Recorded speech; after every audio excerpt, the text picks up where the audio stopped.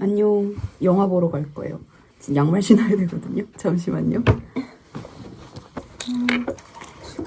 오늘 볼 영화는 우리가 빛이라 상상한 모든 것입니다. 오늘은 좋아하는 것만 잔뜩 할 겁니다. 책 읽고 영화 보고 재밌겠다. 오늘 입은 셔츠 마음에 든다. 그리고 오는 길에 빵 사오려고 이렇게 다회용기 들고 갑니다.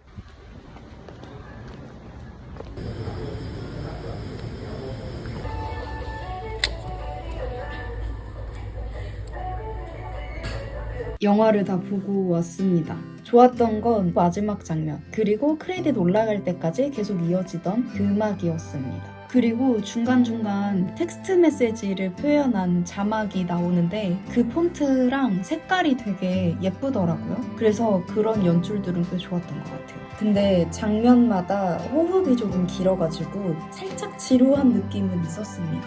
그래도 마지막 장면이 전 좋았던 것 같아요. 그렇게 영화 잘 보고 왔고 날씨가 너무 좋아서 빵 사들고 나가서 책을 좀 읽어볼까 하는데 오늘 함께할 책은 폴 오스터의 장편소설 바움가트너입니다. 이 책은 제가 가제본으로 먼저 다 읽어봤거든요. 좋았던 문장들 또 읽고 싶어서 가져가서 읽어보려고 합니다. 오늘은 밖에서 빵 먹으면서 간단하게 독서 타임.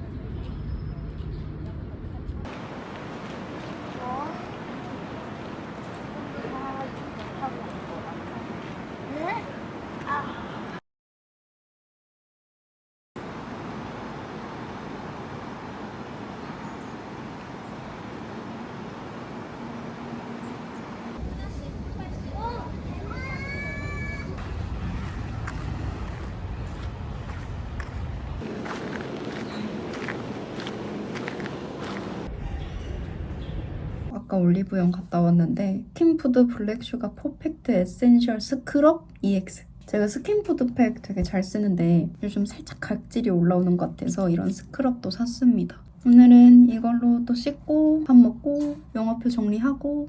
너무 즐거운 산책이었어요. 날씨도 너무 좋고 애기들 뛰어노는 소리나 햇살 이렇게 막 내려오는 그 순간들을 즐길 수 있어서 되게 마음의 편안함을 꽉 채우고 돌아왔습니다. 제가 공원에서 읽은 소설은 앞서 짧게 말씀드렸다시피 폴 오스터의 바움가트너인데요. 이 작품은 폴 오스터 작가님의 일주기에 맞춰서 출간되는 유작입니다. 투병하는 와중에 자신의 끝을 예견하면서 집필한 작품이라고 하는데 그 사실을 알고 나서 읽으니까 이 작품이 풍성하게 읽히는 느낌이에요. 표지가 정말 아름답습니다. 주인공의 얼굴을 형상화해서 그 안에 이 사람의 삶을 정원으로 표현한 것 같은 이런 표지입니다. 이 도서 초판 한정본으로 또 누릴 수 있는 게 있는데 짠! 폴 오스터 작가님의 사인본을 이렇게 받아볼 수 있습니다. 어딘가에 이 사람이 정말 살아있을 것만 같은 그런 느낌이 들어요. 짠! 예쁘죠?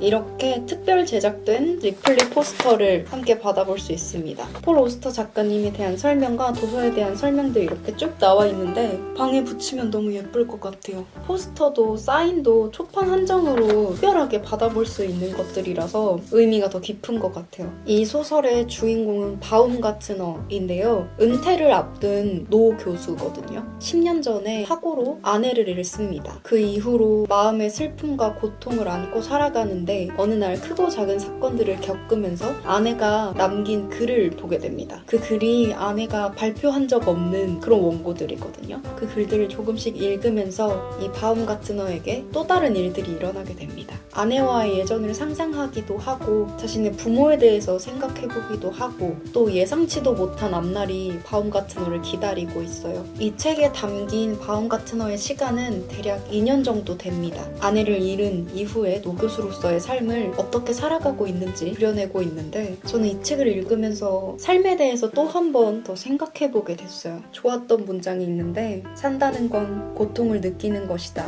고통을 두려워하며 사는 것은 살기를 거부하는 것이다.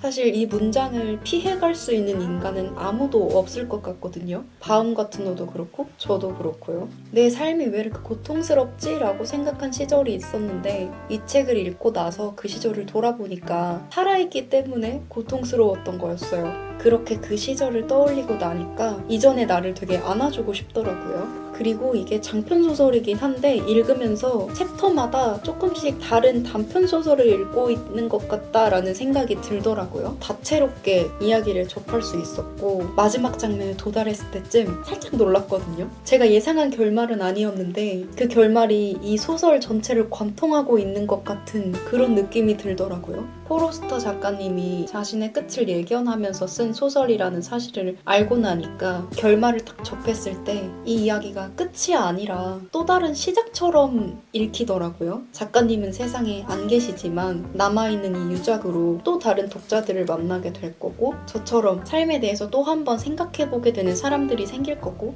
그렇게 계속 돌고 돌다 보면 결국 독자들 머릿속에는 작가님이 살아계시지 않을까 하는 그런 생각까지 들더라고요. 저는 예상 못한 결말이었는데 그래서 좋았어요. 저는 가끔 그런 생각을 하거든요. 얼마나 내가 행복해지려고 지금 이렇게 고통스럽지? 근데 이 책을 읽으면서도 그런 생각을 계속 하게 되더라고요. 고통을 느끼는 건 살아있기 때문에 무조건적으로 겪을 수밖에 없는 일이고 그걸 다 통과하면서 살아가는 게 또 삶이니까 나만 그런 생각을 하는 게 또 아니구나 라는 생각에 위로도 받았습니다. 어쩌면 바움가트너도 폴 오스터 작가님도 제가 아까 생각했던 그 문장처럼 얼마나 더 좋아지려고 이렇게 힘들지라는 생각을 하지 않았을까 싶더라고요. 이렇게 마음을 나눌 수 있는 책은 좀 기억에 오래 남는 것 같아요. 제가 책을 다 읽고 쓴 메모가 있는데 그걸 읽어드릴게요. 상처 입고 걸어나간다는 것, 고통을 느끼면서도 나아가는 게 바움가트너의 생을 관통하는 이미지 같다. 그건 나에게도 마찬가지다.